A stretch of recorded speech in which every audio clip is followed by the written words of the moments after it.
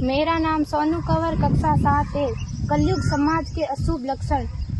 कुटुंब कम हुआ, संबंध कम हुआ, प्रेम कम हुआ, मर्यादा कम हुई, लाज लज्जा कम हुई, विनम्रता कम हुई, समर्पण कम हुए, पुस्तक वाचन कम हुआ, खान पान की शुद्धता कम हुई, बाल कम हुए, कपड़े कम हुए, नींद कम हुई, घी मक्खन कम हुआ, पीतल तांबे के बर्तन कम हुए, भाई भाई का प्रेम कम हुआ, सत्य कम हुआ, अतिथि कम हुए, धैर्य कम हुआ, श्रद्धा और विश्वास कम हुआ, बड़ों का सम्मान कम हुआ और भी बहुत कुछ कम हुआ जिससे जीवन सहज था, सरल था। संतान को दोष न दे, बालक या बालिका को इंग्लिश मीडियम में पढ़ाया, अंग्रेजी बोलना सिखाया, बर्थडे और मैरिज एनिवर्सरी जैसे जीवन के शुभ प्रसंगों को अंग्रेजी कल्चर्स के अनुसार जीना ही श्रेष्ठ माना।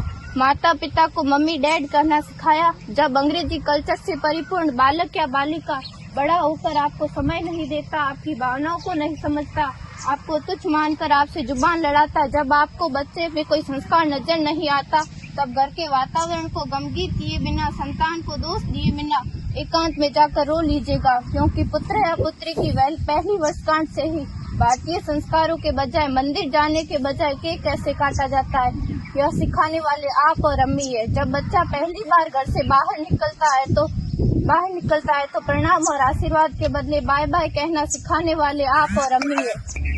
हम परीक्षा देने जाते समय इष्ट देव बड़ों के पैर छूने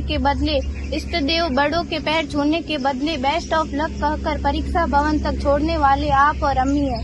बालक या बालिका के सफल होने पर घर में परिवार के साथ बैठकर खुशियां मनाने के बदले होटल में पार्टी मनाने की प्रथा को बढ़ावा देने वाले आप और अम्मी है। बालक या बालिका के विवाह के पश्चात कुल देवता देव दर्शन भेजने से पहले हनीमून के लिए फॉरेन टूरिस्ट स्पॉट भेजने की तैयारी करने वाले आप और अम्मी है।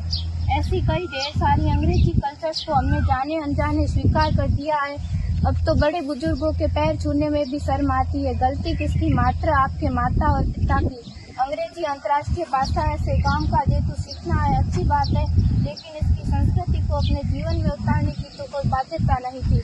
अपनी समृद्ध संस्कृति को त्यागकर नैतिक मूल्यों, मानवीय संवेदनाओं से रहित अन्य सभ्यताओं की जीवन शैली अपनाकर हमने क्या पाया?